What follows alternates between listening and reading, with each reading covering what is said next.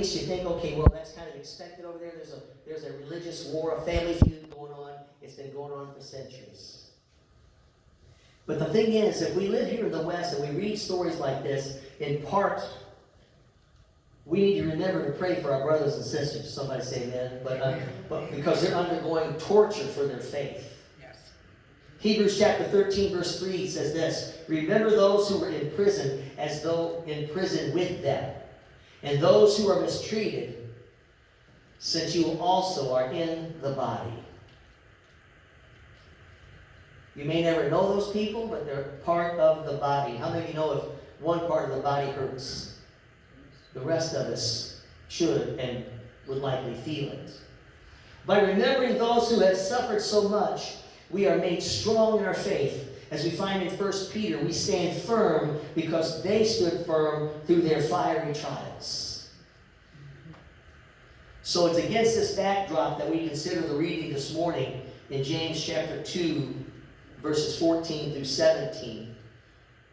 I mean, given the pressures to compromise, to make excuses of our faith, and the rising tide of persecution against believers, even in our own country and around the world, we need to hear again these words from the brother of Jesus, James. I mean, it's a very real sense. He's asking us the question. It was vital back then, 2,000 years ago, and it's just as vital today. You say you are a Christian, but talk is cheap. Where is the proof of it? You say you're a Christian. So the passage begins with a question. These are in your bulletin. It begins with a question. It moves on to an illustration. And then we're going to draw a conclusion. So let's see what James has to say about living our faith in a dangerous world. Because the first thing we see is that very serious question. What good is it, my brothers, if someone says he has faith but does not have works? Can that faith save him? Let me start with a little phrase. If someone says, by putting the matter this way, James imagines a hypothetical person who's claiming that he has faith in Jesus. Now, I want to make sure, if your dog dozing off, if someone's dozing off this morning, give them an elbow, wake them up. Everybody needs to hear this morning. If you're claiming to have faith in Jesus, does your life offer evidence?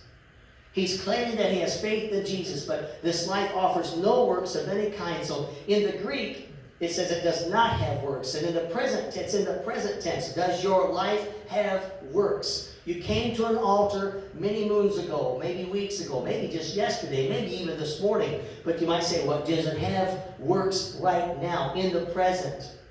Because what this is your faith is an ongoing condition. Not just a choice you made back at an altar someplace many years ago. Not just this one-time conversion. It's an ongoing process. Can somebody feel what I'm saying this morning? Because you think about this. James uses that word works to cover a lot of things that a godly person might do. From praying, to preaching, to singing, to giving, to testifying, to serving, to helping others. Is there any proof? Is there any fruit? Here is a person who boasts of something that apparently they don't have. He says, I believe in Jesus. But there is nothing, absolutely nothing at all, nothing remotely Christian. He thinks he's okay because he says that, oh, I believe. But he does not show the love of Christ, and he lives like the pagans live around him. You know, in Romans chapter 12, we read, do not be like this world, but be transformed. Amen?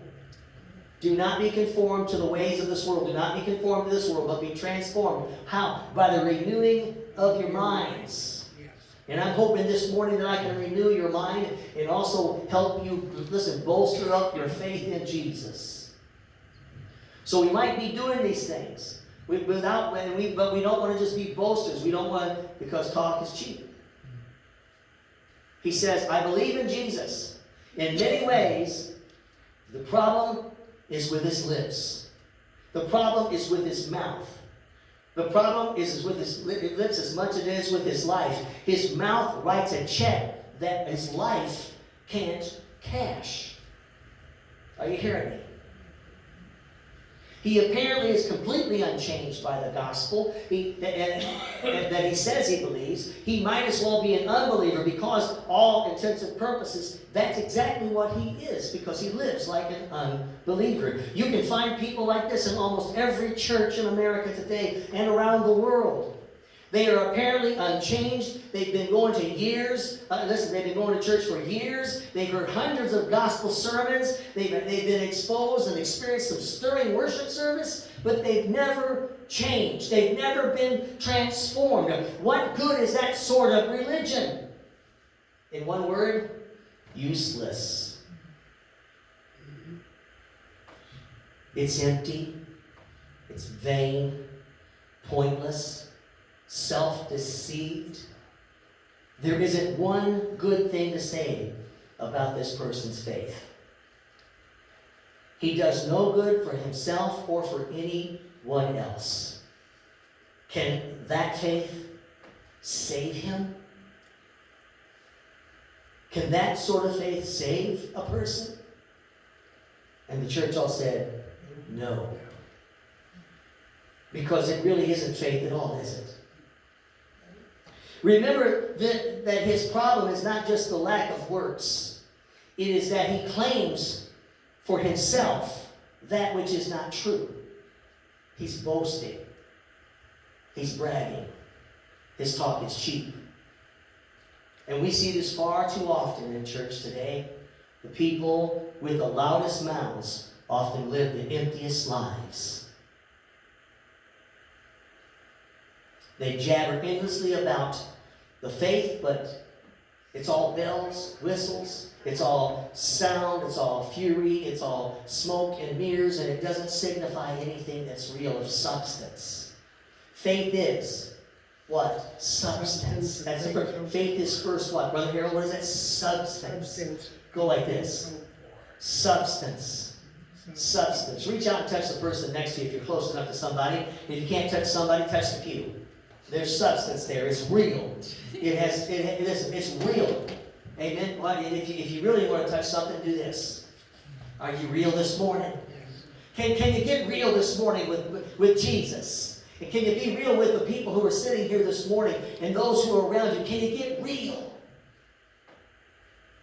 So to help us understand what James means, he goes on and he asks us to consider a strange case. We're going to call this the case of Mr. Big Mouth. Let me give it to you in the next verse. All right. If a brother or sister is poorly clothed and lacking in daily food, and one of you says to them, what's it say? Go in peace. Keep going. Be warm and filled without giving them the things needed for the body. What good is that?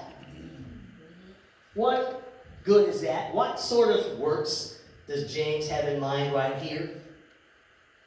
Now I'm going to list, and just so you know, it's certainly not exhaustive, but it exhausted me when I started thinking about it. I could fill this whole page up with things, but I mean, we look at some simple observations. Coming to Christ ought to change a person from the inside out. And without much effort, we can just imagine the number of changes that ought to be obvious. Coming to Christ ought to change us how? From the inside out. Don't be afraid to speak up when you're asked. Amen? No one's, well, maybe. No one's going to shoot you today. Let me give you some of the things that I listed. You're not a drunkard. You're not getting drunk on the weekends. You don't sleep around. You don't watch porn. You get serious about the Bible. You sign up for ministry work and missions trips. You become a generous giver. You clean up your potty mouth. You start hanging around Christians that are fired up for Jesus. You look forward to going to church on Sunday. You pray for your friends to come to Christ. You make spiritual growth and discipleship a priority. You cheerfully endure mockery from those that don't know Jesus. Now, there's a whole bunch more. That's just a few examples. It's a pretty good list.